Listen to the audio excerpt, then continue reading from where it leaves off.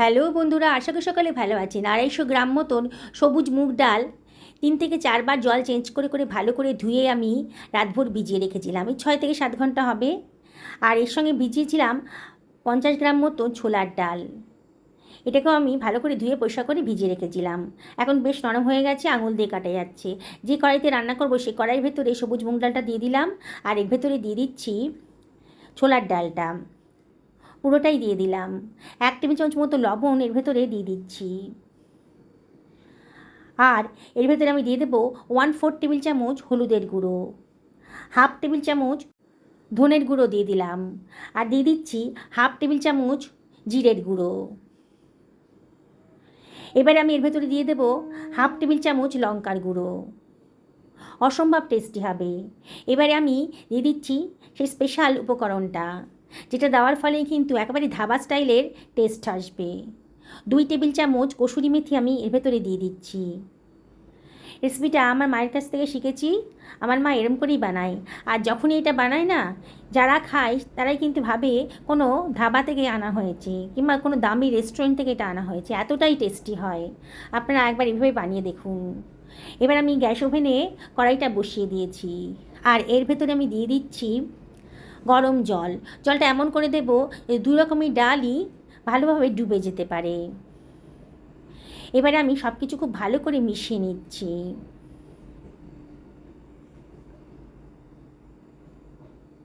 বানানোটা একেবারেই সোজা। কিছু ট্রিক্স ফলো করলেই পরে কিন্তু একেবারে ধাবা স্টাইলের রেসিপি আপনি নিজেই বাড়িতে বানিয়ে ফেলতে পারবেন।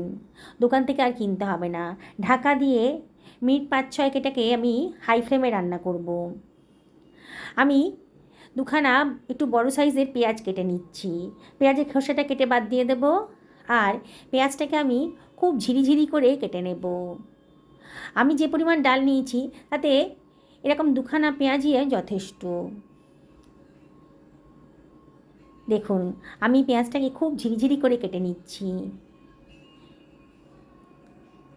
ঝিরিঝিরি করেই কাটতে হবে পেঁয়াজটা, বেটে দিলে কিন্তু চলবে না।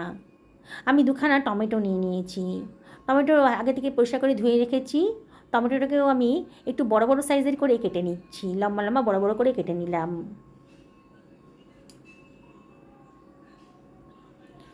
কাটা হয়ে গেছে, টমেটোটা সরিয়ে রাখছি। এবার আমি নিয়ে নিচ্ছি খানিকটা আদা। আদার খোসাটা আমি চেঁচে বাদ দিয়ে দেব। আদাটাকেও কিন্তু আমি খুব ঝিরিঝিরি করে কেটে নেব। আবারও বলছি বন্ধুরা, এই আদার টুকরো করে যখন খাওয়ার সময় মুখে পড়বে না, খেতে ভালো লাগবে। তাই আদাটাকে কুচি কুচি করে কেটে নিতে হবে। রসুনের পরিমাণটা কিন্তু এই রান্নাতে একটু বেশিই লাগবে। রসুনটাকেও বেশ কুচি কুচি করে কেটে নেব। আর কাঁচা লঙ্কাও ঝিরিঝিরি করে কেটে নিলাম। সমস্ত কাটা হয়ে গেছে। আমার মিনিট 5-6 হয়ে গেছে। এটা আমি রান্না করতে দিয়েছি। ঢাকাটা তুলে একটু নাড়াচাড়া করে দিচ্ছি। এবার একটু চেক করে দেখে নিতে হবে কতটা সেদ্ধ হয়েছে। রাতভর ভেজানো ছিল তো বেশ নরম হয়ে গেছে, কিন্তু এখনও গলে যায়নি। আবার একটু নাড়াচাড়া করে দিলাম, দিয়ে এবার এটাকে ঢাকা দিয়ে আমি সরিয়ে রাখবো। আমি একটা কড়াই গরম করতে দিয়ে দিয়েছি। কড়াইটা যেন বেশ গরম হয়ে গেছে, 1 টেবিল চামচ তেল দিয়ে দিলাম, আর দুখানা ডিম আমি ফাটিয়ে নিচ্ছি। একটা বাটিতে দুখানা ডিম ফাটিয়েছিলাম। এটাকে ভালো করে ঘেঁটে নিলাম কাঁটা চামচ দিয়ে। খুব ভালো করে ডিমটা ঘাটা হয়ে গেছে যখন, তখন গরম তেলের ভেতর আমি দিয়ে দিচ্ছি। বুঝতেই পারছেন, ডিমের ভুজিয়া বানিয়ে নিচ্ছি।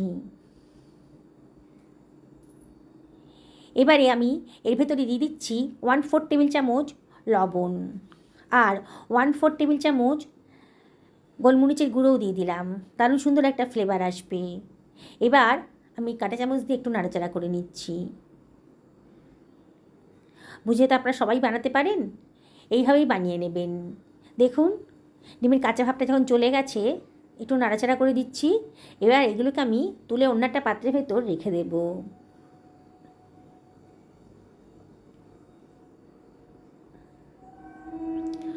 হয়ে গেছে।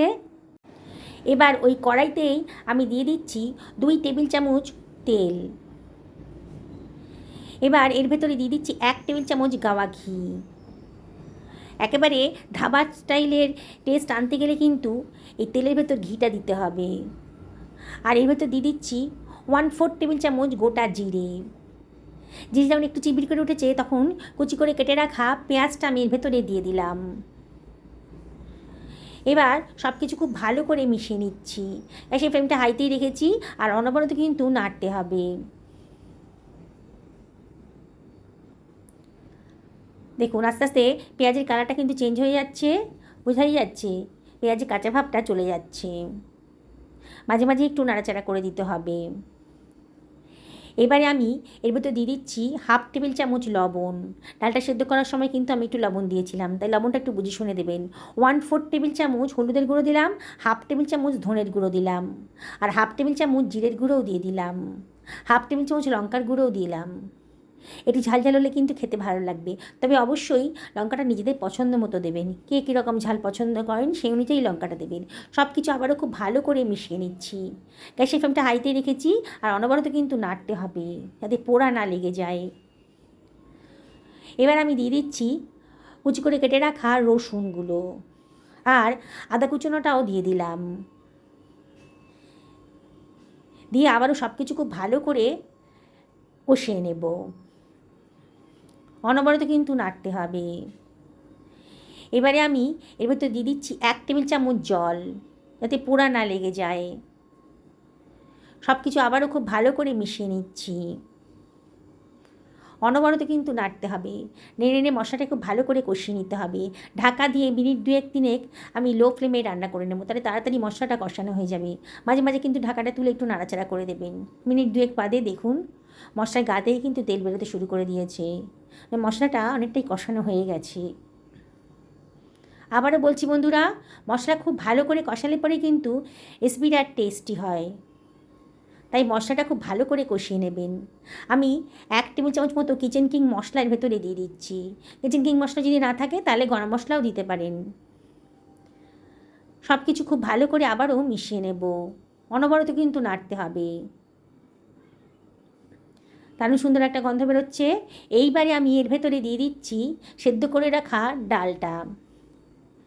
সব কিছু আবারও খুব ভালো করে মিশিয়ে নিলাম।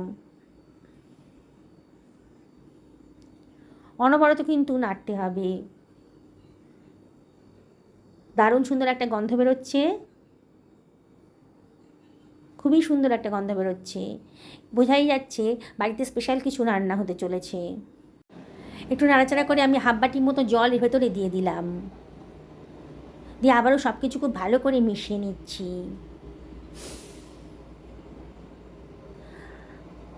ডালটা সেদ্ধ হয়ে গেছে, তবে আরেকটু নরম হয়ে গেলে খেতে ভালো লাগবে। লবণটা একটু কম লাগছিল বলে 1/2 টেবিল চামচ মতো লবণ এর ভেতরে দিয়ে দিলাম। ঝিরি করে কেটে রাখা কাঁচা লঙ্কাটাও দিয়ে দিলাম। আর দিয়ে দিচ্ছি কেটে রাখা টমেটোটা। টমেটোটা সবার শেষে দিলাম। খাওয়ার সময় টমেটোটা যদি মুখে পড়ে খেতে ভালো লাগবে। একেবারে ধাবা স্টাইলে রান্নাটা হচ্ছে। আপনি যদি এই রান্নাটা করেন আমার মতন করে, তাহলে যাকে খাওয়াবেন না সে কিন্তু বিশ্বাসই করতে পারবে না যেটা বাড়িতে বানিয়েছেন, ভাববে কোনো ধাবা থেকে আপনি আনিয়েছেন। ঢাকা দিয়ে মিনিট 5 লো ফ্লেমে রান্না করে নেব। দেখুন 5 মিনিট বাদে কত সুন্দর একটা কালার এসেছে, দারুণ সুন্দর গন্ধও বেরোচ্ছে, দারুণ সুন্দর একটা কালারও এসে গেছে, কতটা লোভনীয় হয়েছে। এবার ডিমের ভুজিয়াগুলো আমি এর ভেতরে দিয়ে দিচ্ছি। ডিম ভুজিয়াটা দিয়ে দিলাম। সব কিছু আবারও খুব ভালো করে মিশিয়ে নিচ্ছি। কতটা লোভনীয় হয়েছে দেখুন বন্ধুরা। তড়কা মশলা পাওয়া যায় বাজারে, সেই তড়কা মশলা থেকে 1 টেবিল চামচ মতো তড়কা মশলা আমি এর ভেতরে দিয়ে দিলাম। অসম্ভব টেস্টি হয়েছে। এই স্বাদটা কিন্তু 100 গুণ বেড়ে গেল এই মশলাটা দেওয়ার জন্যে। আবারও দিয়ে দেব বেশ খানিকটা কসুরি মেথি আর 1 টেবিল চামচ মাখনও এর ভেতরে দিয়ে দিলাম। একেবারে ধাবা স্টাইলে রান্না করতে গেলে কিন্তু এই উপকরণগুলো দিতেই হবে আপনাকে। দারুণ সুন্দর গন্ধ বেরিয়ে গেছে। আবারও সব কিছু ভালো করে মিশিয়ে নিচ্ছি। কতটা লোভনীয় হয়েছে বন্ধু দেখুন। ঢাকা দিয়ে মিনিট 2 এটাকে রান্না করে নেব লো ফ্লেমে। 2 মিনিট বাদে গন্ধে ঘর মোমো করছে, বুঝতেই পারছেন যে কতটা টেস্টি হয়েছে, কালার দিকেই বোঝা যাচ্ছে। এবার একটা সার্ভিং প্লেটে এটাকে আমি সার্ভ করে দিচ্ছি। এইভাবে যদি বানিয়ে খান না, রেস্টুরেন্ট যাওয়ার আর প্রয়োজন হবে না। বাড়িতেই একেবারে ধাবা স্টাইলের রেসিপি আপনি মানে ডাল তড়কা আপনি বাড়িতেই বানিয়ে ফেলতে পারবেন। দেখুন, কে বলবে এটা বাড়িতে বানানো হয়েছে, কতটা লোভনীয় হয়েছে দেখুন। আমি আপনাদেরকে রিকোয়েস্ট করব, একদিন অবশ্যই আমার মতন করে এইভাবে বানিয়ে ফেলুন। কতটা কালারফুল হয়েছে, বাড়ির ছোটো থেকে বড় সবাই কিন্তু দারুণ মজা করে খেয়ে নেবে। আর তরকার সাথে রুটি না হলে কি চলে, তাই আমি আটাটা জল দিয়ে খানিকক্ষণ আগেই মেখে রেখেছিলাম। বেশ নরম করে মেখে রেখেছি, এখন একটু ঠেসে ঠেসে ভালো করে মেখে নিচ্ছি। তরকার সাথে একটু রুটি হলেই বেশি ভালো লাগে, আমার তো তাই লাগে। এবার এখান থেকে একটু লেচি কেটে আমি এটাকে বেলে নিচ্ছি। রুটি বানাতে হবে সকালের জলখাবার। ব্রেকফাস্টে এই রেসিপিটা থাকলে আর কি চাই, সবাই দারুণ মজা করেও খেয়ে নেবে। শুধু ব্রেকফাস্ট কেন, রাতের ডিনারেও কিন্তু এই রেসিপিটা আপনারা বানিয়ে ফেলতে পারেন। হাজব্যান্ডের লাঞ্চ বক্সেও এই রেসিপিটা আপনারা দিয়ে দিতে পারেন। আমি কতগুলো রুটি বেলে নিচ্ছি, যতগুলো প্রয়োজন মানে বাড়িতে যতজন মেম্বার আছে সেই অনুযায়ী রুটিগুলো আমি তৈরি করে ফেলছি। গ্যাস ওভেনে একটা তাওয়া গরম করতে দিয়ে দিয়েছি, এর ভেতরে বেলে রাখা রুটিটা দিয়ে দিলাম। তাওয়াটা যেন বেশ গরম হয়ে গেছে। এবার এপিঠ ওপিঠ খুব ভালো করে আমি সেঁকে নেব। এপিঠ ওপিঠ খুব ভালো করে সেঁকা হয়ে গেছে যখন, একটা ভিজে কিচেন টাওয়েল দিয়ে ওপরটা একটু চেপে চেপে ধরবেন, তাহলে রুটিটা খুব ভালো করে ফুলে উঠবে। দেখুন কী সুন্দর বলের মতো ফুলে উঠেছে রুটিগুলো। এইভাবে আমি সমস্ত রুটিগুলোই বানিয়ে নেব।